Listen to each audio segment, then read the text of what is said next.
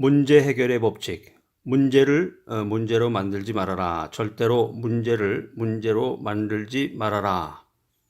우리가 이제 흔히 큰 그릇이 되라, 그릇이 커야 된다 이런 얘기를 많이 하는데, 그러니까 사람의 그 그릇됨, 사람이 이제 그릇의 크기가 얼마나 되느냐, 이거는 이제 그 사람이 현재 씨름하고 있는 문제를 보면 알 수 있다는 거죠. 리더의 그릇은 그가 씨름하고 있는 문제로 가늠할 수 있다.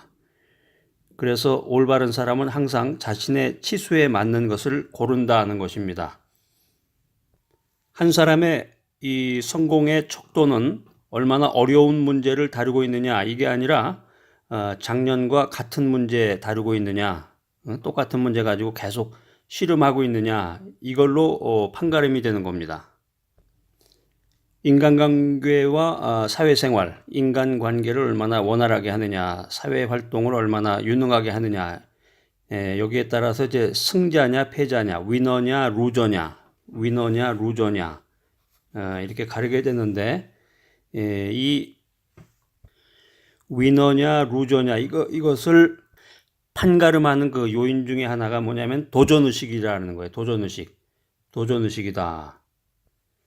어떤 분야에 종사하든지 간에 무슨 일을 하든지 간에 사회생활을 하다 보면 이제 문제를 만나게 되는데, 문제를 만났을 때 얼마나 끈질기게 그 문제와 씨름을 하느냐, 또 얼마나 창의적인 생각을 가지고 그 문제에 임하느냐, 여기에 따라서 위너가 될 수도 있고 루저가 될 수도 있다는 거예요. 자, 그러면 질문이 있을 텐데, 자, 저기 우리 강의를 들으시는 우리 질문이 있다고 그러네. 자, 그러면 왜 이 유능한 리더가 사회활동을 하면서 그 문제에 직면하게 됩니까? 이제 그런 아주 거창한, 아주 어려운 질문이네요. 사실은 굉장히 중요한 질문을 했습니다. 왜 인생을 살아가면서 사회활동을 하면서 문제가 생기나? 세 가지 요인들이 있는데, 첫 번째는 우리가 지금 살고 있는 이 현대사회라는 게 굉장히 복잡하고 급변한다는 거죠. 우리가 점점 더 복잡하고 다양해져 가는 세상 속에서 살고 있다. 자, 두 번째 요인은 계속해서 사람들을 만나야 된다는 거죠.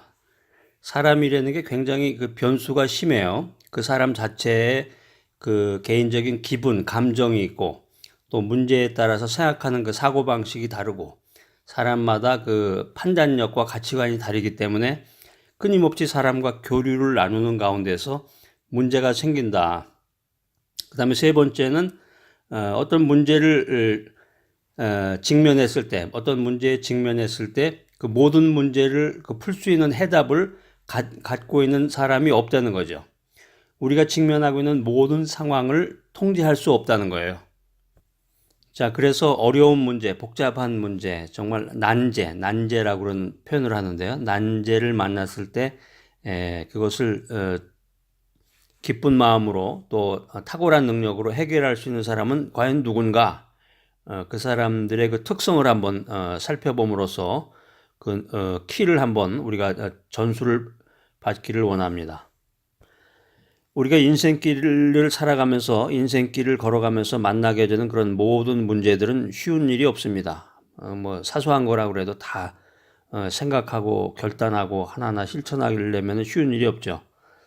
그런데 적극적인 태도를 가지고 최악의 경우를 대비해서 철저한 계획을 세운다면 어떠한 문제가 나타나도 그 모든 것을 해결할 수 있고 기쁜 마음으로 그 문제를 맞이하게 될 것입니다. 자, 두 번째는 문제라는 그 사실을 받아들여야 됩니다. 사람들이 이 문제를 대하는 반응에 세 가지 반응이 있는데, 첫 번째는 문제를 받아들이려고 그러질 않고, 예를 들면 이제 병원에 가서 암 선고를 받았을 때가 아주 극명한 그 이벤트인 것 같아요. 당신 암에 걸렸습니다. 그러면 그 문제를 받아들이지 않잖아요. 그다음에 두 번째, 문제를 받아들이고 그 문제와 함께 지낸다. 세 번째는 문제를 받아들이고 개선하려고 노력한다. 그래서 병원에 가서 암 선고를 받았다. 그랬으면은 왜 내가 무슨 잘못을 했길래 암에 걸렸을까? 첫 번째 경우처럼 받아들이지 않는 사람도 있고, 그냥 말은 들었는데 아무런 조치를 취하지 않는 두 번째 방법을 취하는 사람도 있고, 세 번째는 그 문제를 받아들이고 약을 먹고 진찰을 통해서 개선되는지 개선을 하려고 노력을 해야 되겠죠. 그러니까는 사회에서 탁월한 능력을 발휘하려면은 이 세 번째 반응을 보여야 되는데, 그러니까 이 현실적인 상황에 대처하려고 노력을 해야 된다는 거죠. 자, 세 번째는 큰 그림을 봐라. 멀리 내다봐라. 그래서 리더가 되기 위해서는 큰 그림을 봐야 된다는 거예요. 큰 게. 이게 크게 생각해라. 흔히 이제 크게 생각해라. 그런 말을 하는데, 무슨 일을 만나든지 어떤 어려운 일이라고 해도 감정에 휩싸이면 안 된다. 감정. 또 사사로운 감정에 얽매여서 오판을 하면 안 된다. 감정에 휩싸이거나 사사로운 감정에 휩싸여서 오판을 하지 말고 큰 그림을 봐라. 멀리 내다봐라. 그래서 보통 사람들은 이 어떤 문제를 당하게 되면은 그 장애물을 생각해요. 이제 막혔구나. 응? 벽에 도달했구나. 이제 끝났구나. 그렇지만 탁월한 사람은 목표를 생각하는 거죠. 목표. 북극성을 보는 거예요. 북극성을 따라가면 되는데 보통 사람들은 당장의 그 장애물만 보고 자신의 그 인생이 끝난 것처럼 목표를 따라가는 사람은 성공하게 되지만 장애물을 보고 주저앉는 사람은 사람들로부터 금방 잊혀지게 되죠.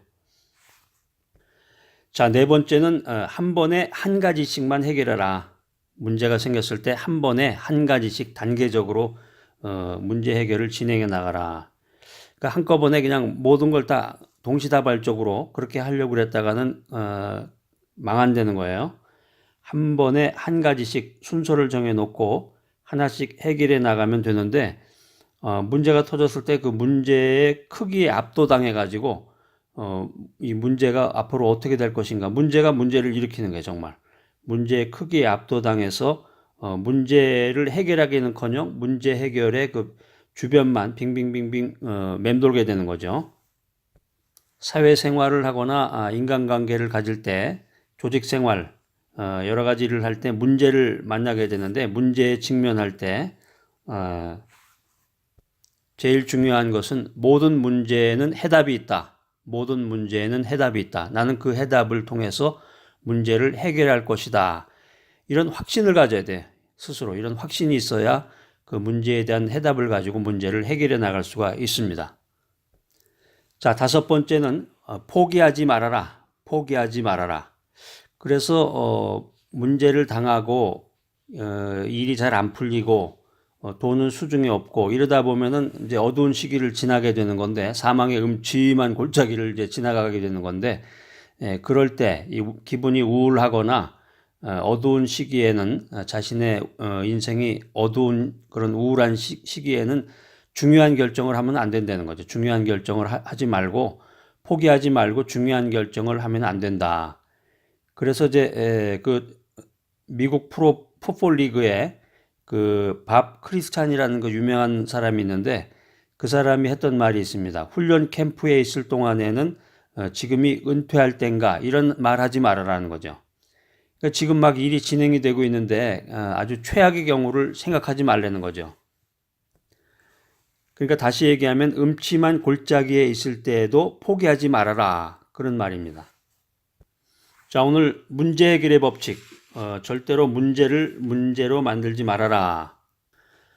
지금 말씀드린 걸 이제 잠깐 서머리를 요약 정리를 한번 해보겠습니다. 그래서 승자냐 패자냐, 위너냐 루저냐, 이건 이제 도전 의식에 따라서 이제 구분이 된다고 말씀을 드렸는데, 그래서 문제가 생겼을 때 이 끈질김, 인내와 끈질김을 가지고 창의적인 생각으로 문제에 접근해야 된다는 거예요. 그래서 모든 사람, 모든 조직에는 문제가 따르게 된다. 왜냐하면은 내가 부족해서가 아니라 조직이 잘못된 길을 가고 있어서라기보다는 첫째로 이 사회가 복잡하고 다양해져 간다는 것이고, 두 번째는 사람과의 관계이기 때문에 계속 문제가 생긴다는 거예요. 그 다음에 문제가 생겼을 때 모든 문제를 해결할 수 있는 능력이 없다는 거죠. 자, 그래서 훌륭한 문제 해결 능력을 갖춘 리더들은 다섯 가지의 특성을 보이는데, 첫 번째는 뭐였습니까? 능력을 갖춘 리더는 최악의 경우를 대비한다 하는 거죠.